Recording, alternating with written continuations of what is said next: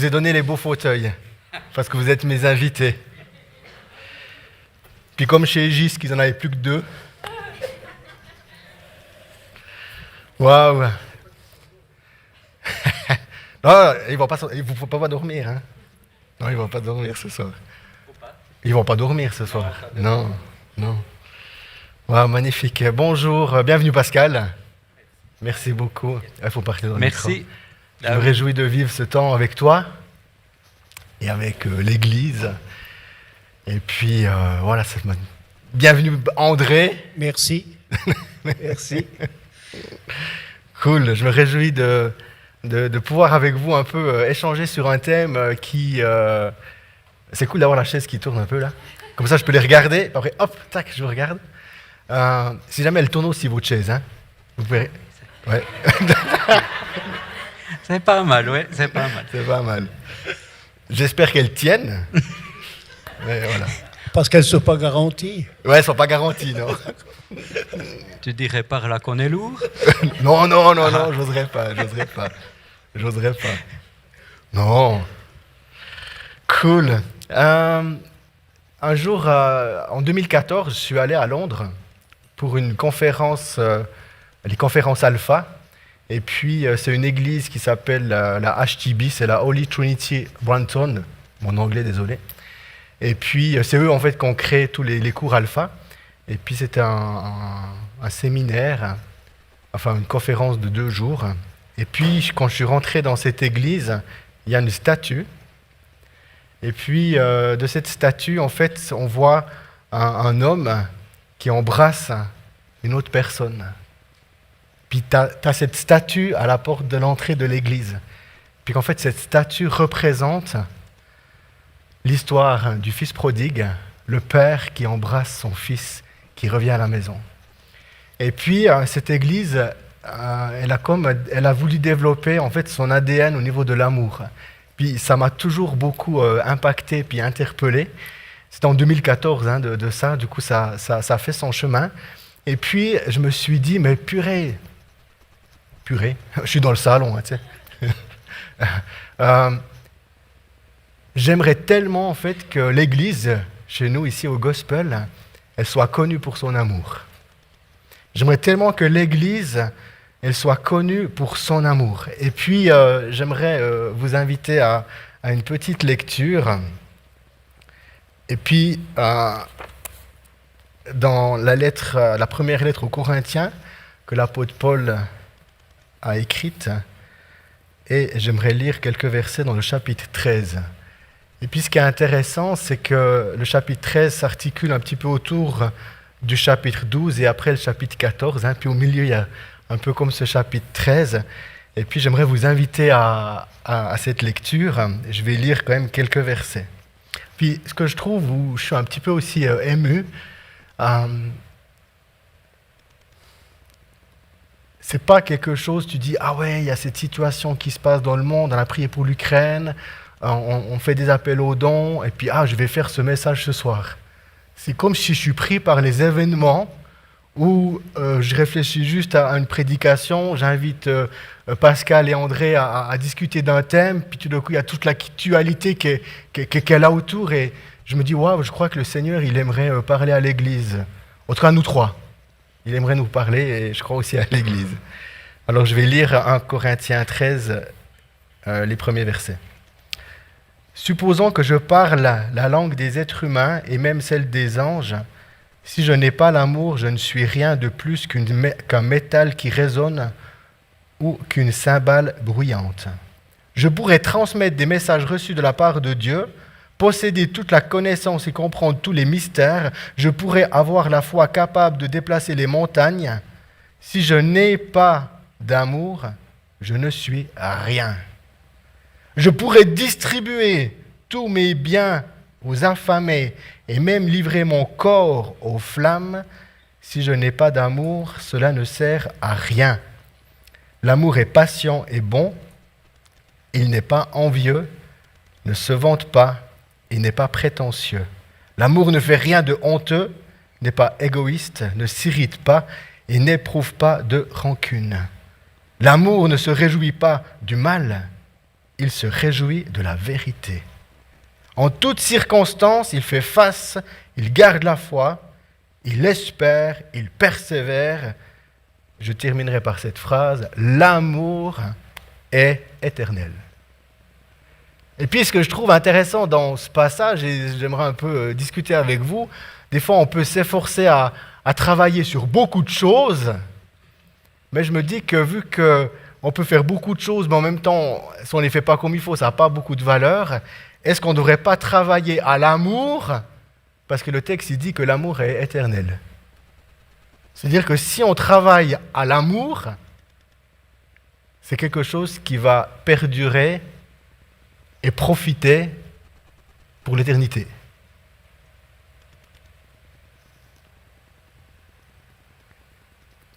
Un autre passage que j'aimerais voir avec vous, c'est 1 Jean 4,8. 1 Jean 4,8, il nous dit « Celui qui n'aime pas ne connaît pas Dieu, car Dieu est amour. » Et ce que je trouve intéressant dans cette déclaration de l'apôtre Jean, on pourrait faire toute une caractéristique de qui est Dieu. Et là, en un mot, Jean, il dit comment est Dieu. Il est amour. Ça veut dire que même dans la casquette où on pourrait dire que Dieu est un Dieu qui peut être en colère, il faut qu'on inscrit sa colère dans cet Dieu amour. Amen. Dieu est amour. Et puis, je me dis, mais il faut qu'on travaille un peu à cet amour. Et puis, du coup, il faut aussi qu'on travaille dans nos relations, parce que toute personne celui qui n'aime pas, ne connaît pas Dieu. Toute personne qui aime est enfant de Dieu et connaît Dieu. C'est juste le verset avant dans l'épître de Jean.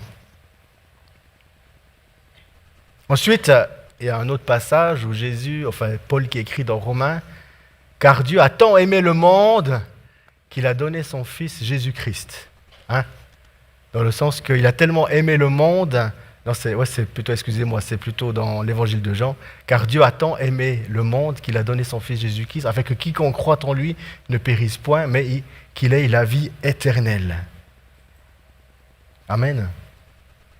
Qu'est-ce que vous en pensez?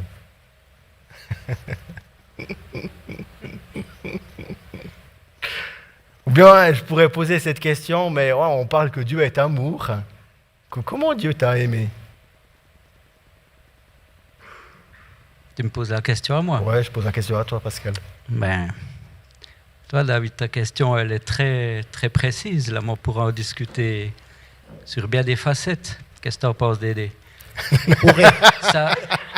Ça tombe bien parce qu'on est les trois dans le salon, on est relax. C'est pas comme si on était devant du monde. Il n'y a personne qui te regarde. Pour ça, c'est bien. C'est juste cool. les micros pour qu'on s'entende bien. Oui, c'est ça. Mais toi, David, tu m'aurais posé cette question en disant il y a 2-3 semaines de ça.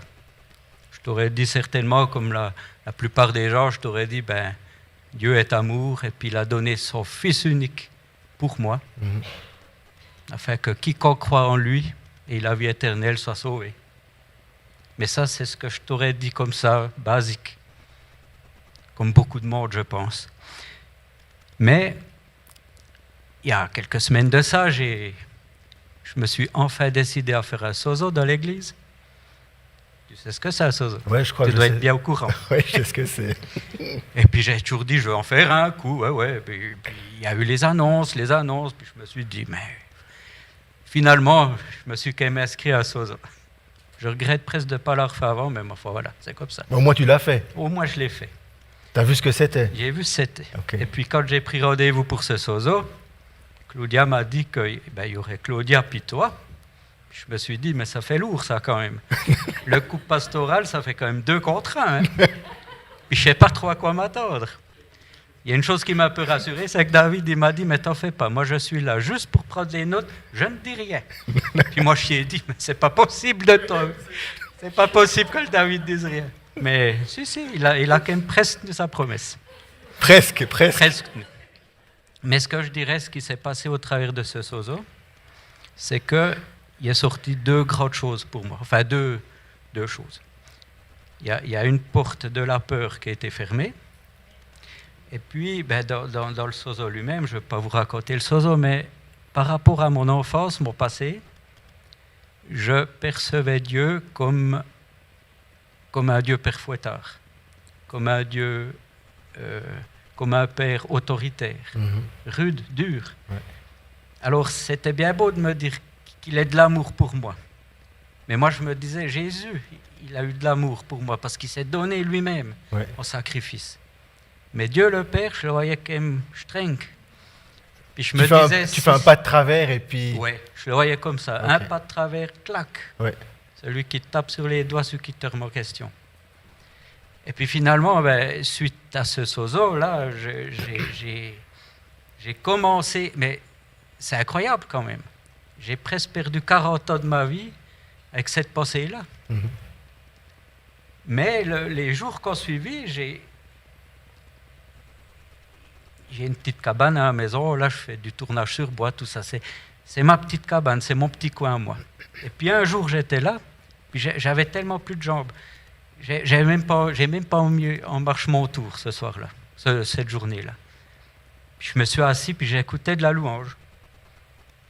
Et puis au bout d'un moment, mais franchement, cette louange, j'ose presque pas le dire, mais elle me cassait le cul. Ça n'allait plus. Elle t'embêtait. Elle m'embêtait vraiment. Il y a des j'ai jeunes arrêté enfants ma dans la boxe, salle. tout ça. Et puis j'ai dit, mais Seigneur, ce qui est sorti de ce sozo, j'ai dit, je me suis mis à prier. Puis j'ai dit à Dieu, écoute, je veux apprendre à te connaître comme Dieu le Père, mais comme mon papa. Amen. Parce que la semaine avant le sozo, il y avait eu un message à l'église où on avait dit, ah bah Père, papa, puis moi je l'ai dit, mais ça clochait, ça grinçait un peu. Ah ouais, ça grinçait un peu. Ok. Et puis là, j'ai dit, mais Dieu, je veux apprendre à te connaître, je veux que tu sois vraiment mon papa, mais je veux te connaître comme toi, tu désires qu'on te connaisse, pas comme un père fouettard.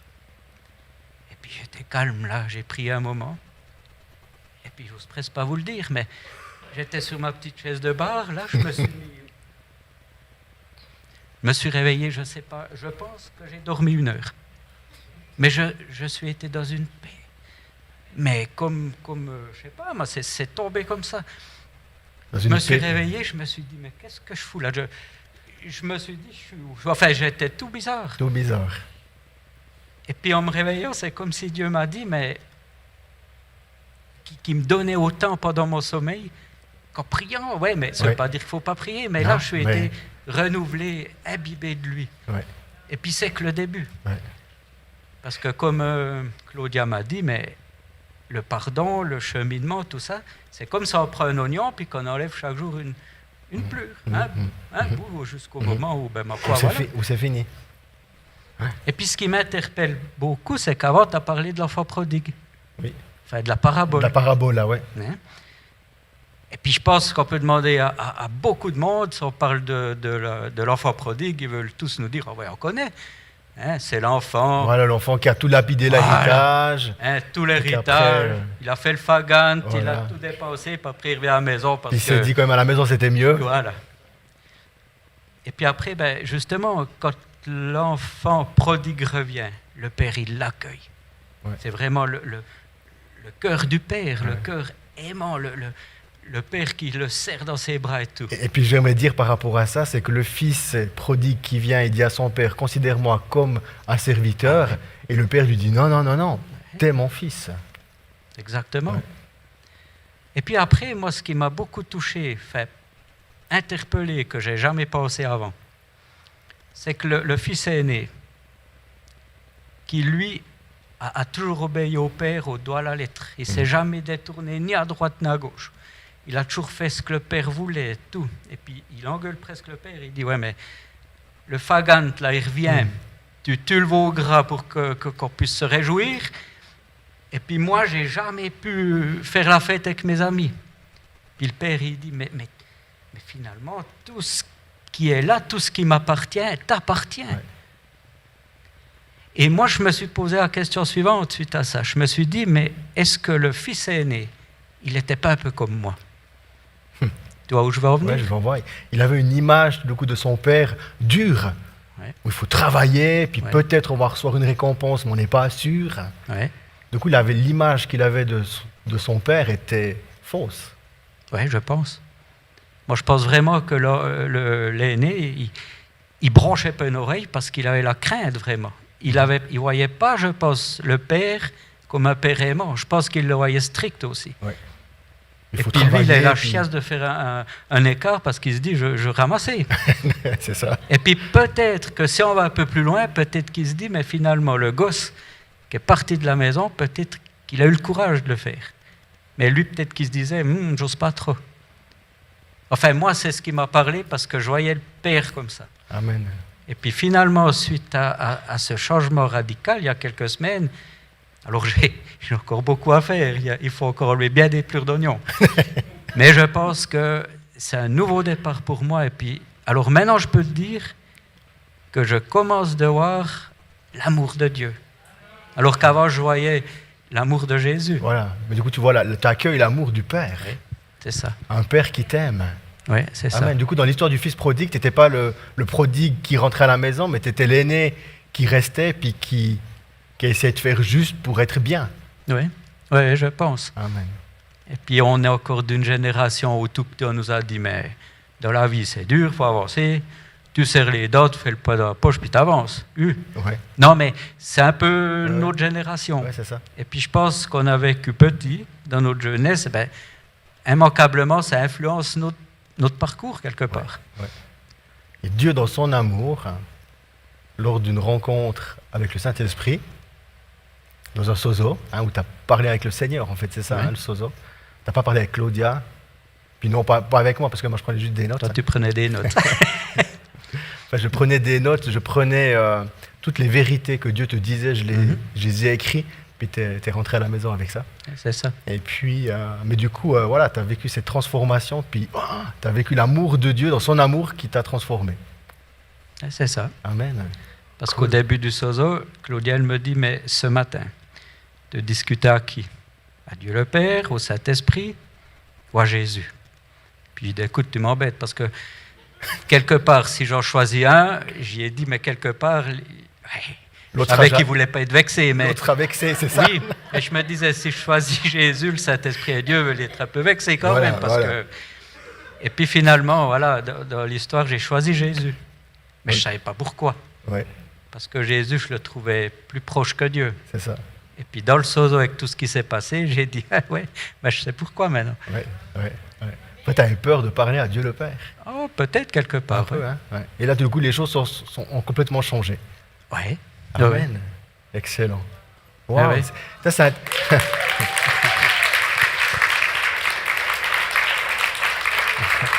Ce qui est intéressant dans ce que tu dis, et après je poserai la question à André, parce que j'ai parlé qu'on doit faire les choses dans l'amour, selon Corinthiens 13.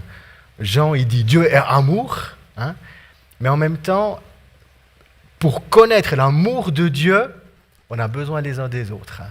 Parce que l'apôtre Paul, il dit, c'est dans Éphésiens 3, le verset 18, qu'en fait, qu'il faut être tous ensemble pour connaître combien Dieu est amour. Et quand on entend un témoignage comme ça, on est là, waouh, on prend l'amour de Dieu. Amen. Puis en fait, j'aimerais poser cette question à toi, André. Comment Dieu t'a aimé? Personnellement, t'entends. Ou alors, personnellement, pour toi, pour ta vie, comment cet amour de Dieu est venu en toi? Quel est ton témoignage? C'est quand un soir que, voilà, il y a plusieurs personnes de ma famille qui étaient décédées déjà, il y en avait 5. C'est une histoire, il n'y a pas l'année passée. Ah non, c'était entre 1980 et 1988, ça. Ok. On va perdre 8 personnes de ma famille en 8 ans et 3 mois, Ah, ok. dans cette période. Qu'ils avaient entre 52 ans et, 52, 53 ans et 68 ans. Et là, dans notre maison à nous, même avec mes parents, mon père était déjà décédé, mon oncle était aussi décédé, donc on restait les deux ma mère. Puis un soir, je n'en pouvais plus, quoi. D'habitude, en vendredi, je sortais plus tôt le vendredi. Et puis là, je suis pas pas sorti, je suis allé au lit. Et puis je me suis mis sous les draps, et puis j'ai commencé à pleurer. Puis j'ai dit, Seigneur, si tu existes, montre-le-moi. Tout ce que j'ai dit. Et voilà, pourvu qu'il vienne personne, quoi. Hein? Oui. Parce que on avait un peu compris, en tout cas dans nos générations, dans nos familles, qu'un homme ne pleure pas. Ouais, c'est ça. Toujours ce qui était dit, quoi. Voilà. Ce qui est complètement faux. Voilà. Parce qu'un homme a autant le droit qu'une femme. Hein. Amen. Parce que sinon, moi, j'en ai vécu, j'en ai fait la preuve, c'est que j'ai commencé d'avoir dans l'estomac un bouton qui voulait donner une, comment on appelle ça déjà plus, un ulcère d'estomac. Ok. Quand mon père est mort, après. Ah, ça t'a comme un ulcère de Comme un ulcère, c'était juste avant. Ok. Le médecin qui me dit, mon médecin, il m'avait fait là, descendre avec un appareil dans l'estomac, il me dit, regarde, il m'avait montré. Il me dit, toi, c'est juste avant que ce soit l'ulcère. C'est comme un bouton que tu as sur la peau et puis qui vient rouge. C'était la même chose. Alors là, je dis, Seigneur, si tu existes, montre-le-moi. Et puis, il est venu des circonstances, pour passer vite, des circonstances. Je me suis retrouvé à l'assurance et puis ça m'a permis de regarder la télévision. Puis je prends une chaîne, je n'avais pas l'habitude, une chaîne française. À place de prendre la deuxième, je prends la première. Puis je vois un homme qui arrive dans ce journal de 13 heures avec Yves Mourouzi, c'était Billy Graham. Et puis qui commence de parler au Astom Yves Mourouzi, il ne sait plus trop quoi dire, là il est un peu mal à l'aise. Et puis je vais le dire à ma soeur et à mon beau-frère, je sais qu'ils étaient déjà convertis. Et puis mon beau-frère me dit, on va l'écouter, nous, mais on va pas Montbéliard, Montbéliard. À Montbéliard, parce qu'il me dit, sinon en Suisse, il faudrait descendre jusque du côté de Lausanne, par là en bas, alors c'est un peu loin. Parce qu'en fait, il prêchait dans un endroit, puis il y avait des... Lui, il était à Paris. satellites. Hein. Lui, il était à Paris, hein, à la salle Bercy à Paris. Ouais. Ce qui prêchait, c'était mis sur grand écran, parce qu'ils avaient, dans l'organisation, ils avaient pris un satellite Ok. pour tout montrer, quoi. Et puis c'est là, je me rappelle toujours, je ne me rappelle pas de tout son message, mais je me rappelle d'une chose, il disait qu'un jour, il parlait de Noé quand il a construit l'arche, et puis ensuite il est monté dedans, puis il s'est mis à pleuvoir, et puis les gens ne voulaient plus rien entendre, et puis lui, il a dû fermer l'arche. Puis il fait comme ça, Billy Graham, il dit, un jour, il dit, la porte du ciel sera fermée, la même chose. Puis là, j'ai rien dit, mais moi-même, je me suis dit, Verte, ça c'est pour toi. Et puis, je voulais pas me lever parce qu'il y a trop de monde que je connaissais dans ma rangée, quoi. Et puis, ce soir-là, et puis en rentrant, je me suis dit en moi-même, dans l'auto, je me suis dit, si tu es un homme, demain tu y vas. Puis tu t'avances. Amen. Puis c'est ce que j'ai fait quand le lendemain, je me suis avancé. Et puis, il y a ma maman qui me disait toujours, fais attention parce que c'est des gens qui ont fait des études. Des gens qui ont étudié, donc ils sont très, ouais, dans le sens, ils sont très intelligents, quoi.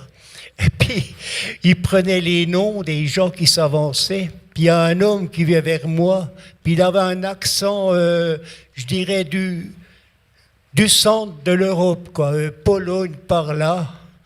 Et puis, il me demande mon nom, puis je lui dis Verte. Puis il me dit, ça s'écrit comment? Parce qu'il me dit, oh c'est là, j'ai dû rire. Parce qu'il me dit, je ne suis pas très intellectuel, je suis plutôt de la truelle. C'est là que je me suis dit quelques années après, oui. Dieu a vraiment de l'humour, hein? Amen. Puis de l'amour en même temps. Ce qui est intéressant, c'est que ta maman, tout d'un coup, dans ce que tu es en train de vivre, te met en garde en disant « Ah, mais ces gens, ils sont intellectuels, fais attention. » Tu t'avances à l'appel au salut, tu as quelqu'un qui prend ton nom, puis tu te dis « Je suis pas intellectuel, je suis de la truelle. » Carrément. Excellent. Et puis après, le lendemain, j'ai commencé à l'église. Puis voilà. Amen. Ouais. Amen. Waouh, comment Dieu est venu te chercher. Et puis ce que je trouve encore Parce que on a un petit coup discuté ensemble dans ton témoignage. Avant que tu sois dans ta chambre, tu nous as partagé que tu as pleuré, puis que tu as crié à Dieu. Avant, tu m'avais partagé que tu as eu un dialogue avec ta maman, et puis tu as parlé un peu de Dieu d'une manière... Ah oui, ça c'était plus tôt. C'était quand mon père est décédé. Ça, c'est quoi? Après sa mort, j'étais tout en ébullition, je ne comprenais pas sa mort, quoi. J'aimais beaucoup mon père parce qu'on parlait ensemble. Ouais, voilà, on parlait assez calmement, puis de beaucoup de choses, quoi. Et puis, là, c'est vrai que j'avais juré. Il était mis à jurer, puis elle me dit, ma mère, tu ne sais pas que Dieu peut te punir? Je lui dis, il est où celui-là? Est-ce que j'avais répondu? Puis, 5 ans après, quoi, je le trouvais. Amen. Il est où Ou c'est celui-là? lui qui me trouvait. Amen. Waouh. C'est ça que je trouve de nouveau intéressant quand on découvre puis apprend de l'amour de Dieu. Hein, tu parlais, toi, Pascal, tu découvres, oh, mais tout d'un coup, j'avais le Dieu Père, ou bien c'est peur de vexer. Hein, quand tu es venu faire le sozo, puis tu dis, ah, mais à qui je parle? Puis tu dis dans ton cœur, ouais, mais je ne veux pas en vexer un autre. Tu as André, là, qui jure sur Dieu par rapport à sa vie, puis il voit son père qui meurt, puis oh, il est où celui-là? Et puis, tu n'as vexé personne. André, dans sa colère et dans sa souffrance, Dieu, plein d'amour, vient le chercher. Et c'est ça que je trouve intéressant, qu'on puisse être renouvelé dans notre intelligence, afin qu'ensemble, on puisse connaître l'amour de Dieu qui surpasse toute intelligence. C'est ce que l'apôtre Paul nous dit dans l'épître aux Éphésiens. Puis je trouve ça vraiment fort. Oui, André? Oui, puis dans ce contexte-là, je vais rester, à partir de 1988, fin novembre, je vais rester tout seul dans ma maison sur 4 qu'on était. On aura perdu 8 personnes. Mais dans tout ça, ce qui est important, ce que je voudrais vous dire ce soir, c'est que dans tout ça, malgré que la mort a voulu faire un choix, et qu'elle l'a fait en tuant ceux de ma famille, certains de ma famille, Dieu m'a relevé. Amen. Dieu m'a donné la vie, cette vie nouvelle qui vient de lui. Je rentrais comme enfant de Dieu. Il m'acceptait. Et ça, c'est la différence qu'il fait. Dieu, il s'en fout de l'amour, excusez-moi du terme, mais il s'en fout. Parce qu'il est plus fort que l'amour. L'amour, il l'a vaincu. Et aujourd'hui, il nous dit, prenez la vie. Et prenez-la avec abondance, afin d'aller de l'avant. Il dit à moi, il le dit à vous. À tous ceux qui veulent l'entendre.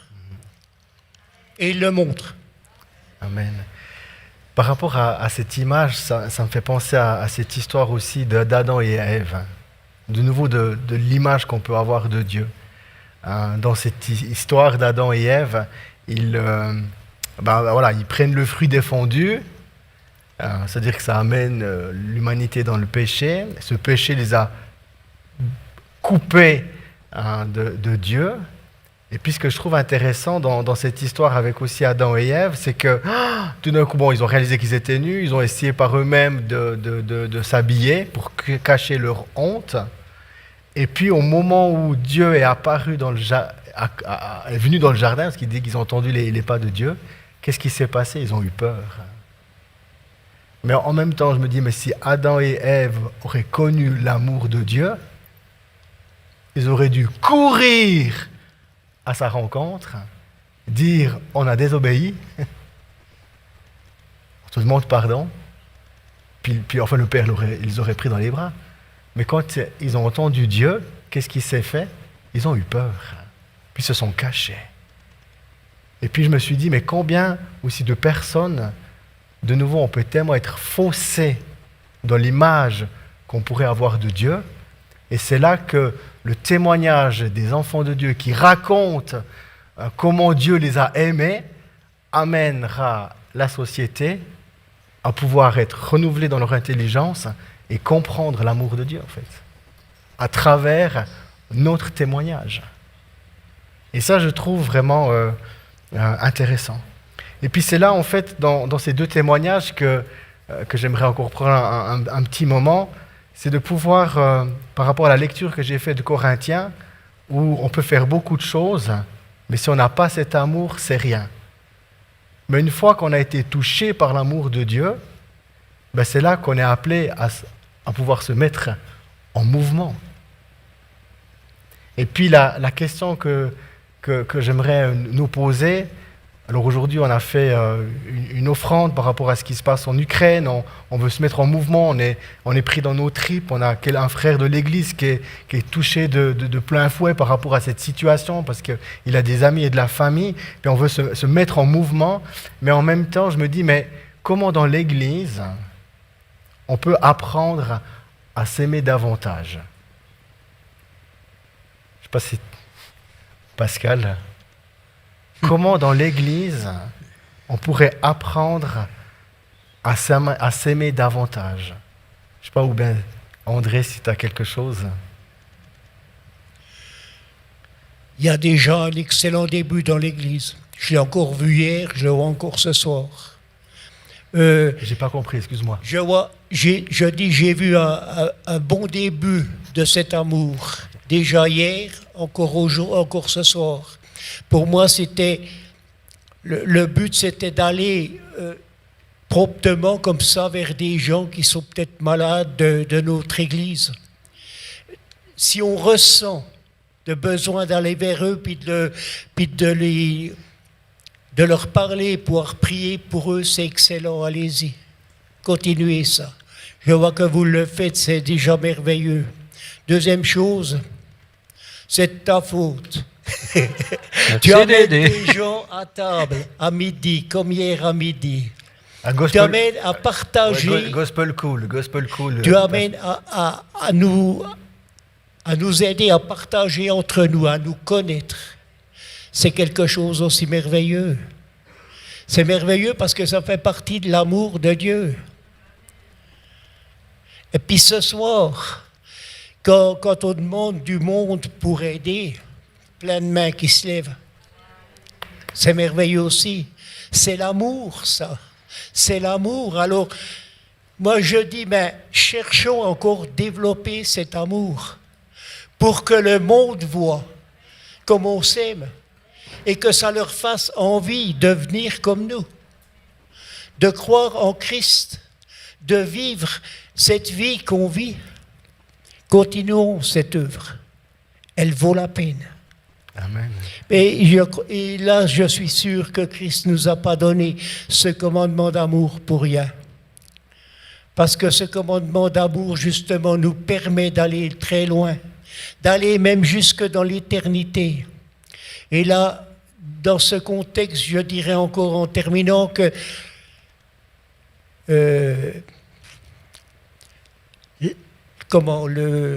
ce que Dieu nous donne, par la foi, on peut s'en saisir et l'apprendre. Et dans cet amour, on peut prendre par la foi ces choses que Dieu nous donne pour aller de l'avant, pour continuer à avancer. Alors, continuons ensemble. Amen. Amen. Je te remercie d'aider pour ce que tu dis, parce que quelque part, ça nous encourage. Et puis, comme on vient de lancer ce groupe, ça nous encourage à continuer. Ça fait du bien. Est-ce que je dirais, moi... Non, est-ce que j'ose venir au groupe, moi? Ah, toi, t'es encore trop jeune. Quand tu auras les cheveux, quand la couleur des miens, ça viendra bon. Ok. Non, ce que je dirais encore, pour amener l'amour dans l'Église, il faut déjà en avoir à redonner. Amen. Et ce que je remarque là, c'est que quand Dieu nous inonde de son amour, on peut ordonner. Puis je pense que c'est un processus aussi. C'est un processus. Toi, David, tu le sais, toi, Dédé aussi. J'ai une maladie qui s'appelle la sclérose en plaques, vous le savez. Hein? Ouais. Et puis au début, j'ai toujours prié pour être guéri, tout ça. Enfin, il y a eu tout un cheminement avec ça. Et Dieu, par amour, ça s'est fait peut-être un peu de temps avant ce sozo. Mais il le préparait déjà, lui, c'est toute chose. C'est toute chose, lui. Et puis, quelque temps avant le sozo, et puis depuis le sozo jusqu'à maintenant, j'ai l'impression que tout va bien. Et puis des fois, on n'ose presque pas le dire. On se dit, mais à un point que j'ai dit à Dieu, mais qu'est-ce qui cloche? il y a quelque chose qui ne va pas. Tout va bien. Tout va bien. Parce que d'habitude, tous les jours, on a quelque chose qui schnique.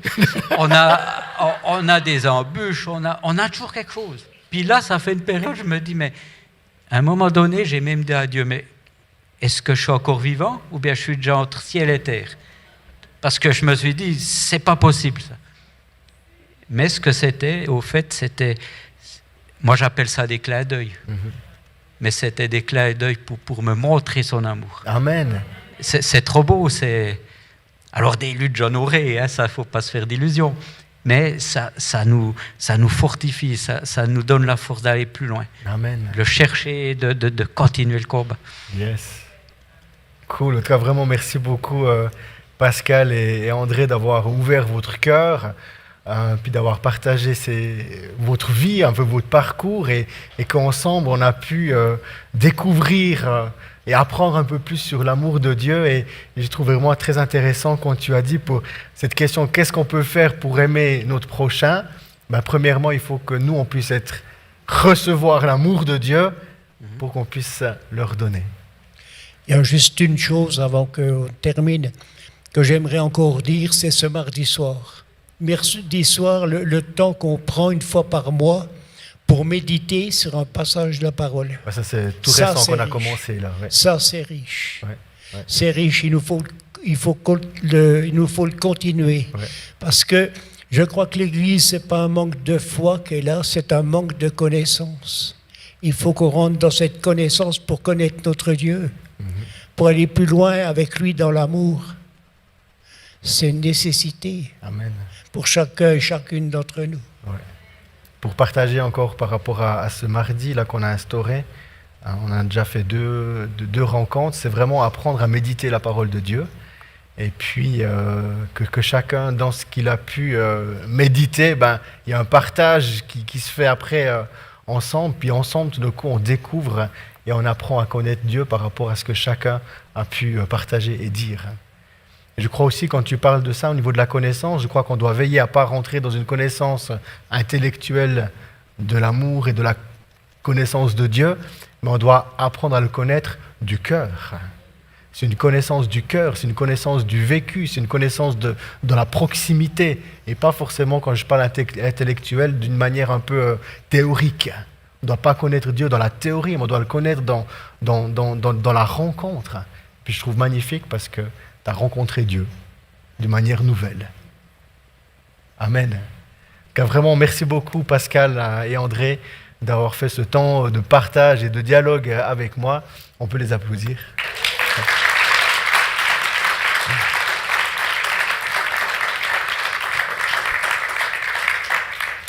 Et puis, on se réjouit de s'aimer. Amen. Merci beaucoup.